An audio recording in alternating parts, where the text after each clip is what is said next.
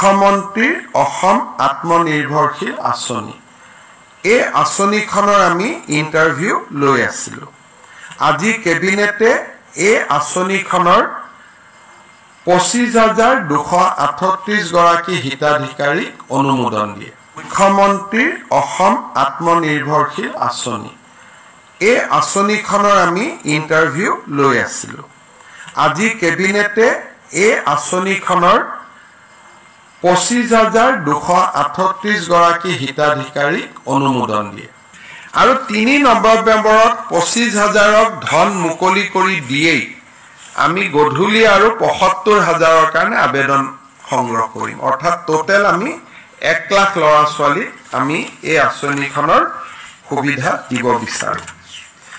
মুখ্যমন্ত্ৰীৰ অসম আত্মনিৰ্ভৰশীল আঁচনি এই আঁচনিখনৰ আমি ইণ্টাৰভিউ লৈ আছিলোঁ। আজি কেবিনেটে এই আঁচনিখনৰ 25,238 গৰাকী হিতাধিকাৰীক অনুমোদন দিয়ে। এই 25,278 হিতাধিকাৰীয়ে চৰকাৰৰ পৰা 2 লাখ টকাকৈ পাব। 1 লাখ ঘূৰাই দিব নালাগে। 1 লাখ 5 বছৰৰ পিছত এটা ইকুৱেল ইনষ্টলমেণ্টত তেওঁলোকে ঘূৰাই দিব লাগিব। 5 বছৰ 2 লাখ টকা ঘূৰাই দিব নালাগে।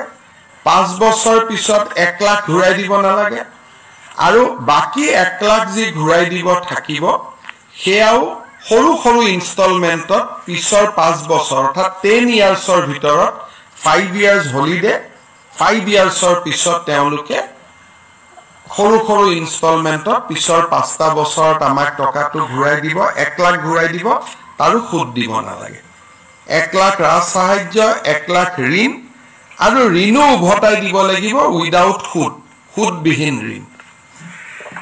এই আঁচনিখনত আমি আজি কেবিনেটে 25,238 বেনিফিচিয়াৰীক আমি অনুমোদন দিছোঁ।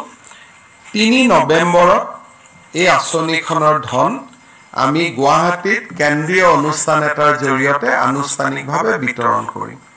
3 নৱেম্বৰলৈকে অহা সপ্তাহৰ পিছৰ পৰা এই হিতাধিকাৰীসকলক প্ৰত্যেকটো জিলা হেডকোৱাৰ্টাৰত 3 দিনকৈ এটা প্ৰাৰম্ভিক প্ৰশিক্ষণো দিয়া হ'ব। অৰ্থাৎ অক্টোবৰ মাহত প্ৰশিক্ষণ চলিব আৰু 3 নৱেম্বৰত এই হিতাধিকাৰীসকলে চৰকাৰৰ পৰা এই পুঁজি লাভ কৰিব।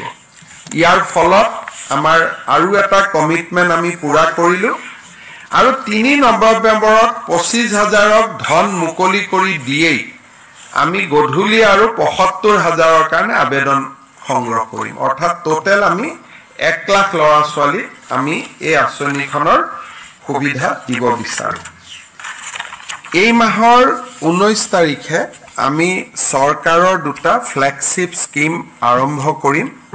অসমৰ 126টা সমষ্টিতে একোটা অনুষ্ঠান হ'ব আৰু গুৱাহাটীত ৰাজ্য চৰকাৰে সাংবাদিক মেলৰ জৰিয়তে এই আঁচনি দুখন মুকলি কৰিব। প্ৰথম হ'ল 12,60,000 অৰুণোদয় নতুন হিতাধিকাৰী। অৰ্থাৎ প্ৰতিটো সমষ্টিটোৰ আয়তন হিচাপত কৰবাত 500 বেছি কৰবাত 500 কম অলমোষ্ট 10,000 কৰি আমি নতুন হিতাধিকাৰীক সংলগ্ন কৰিম।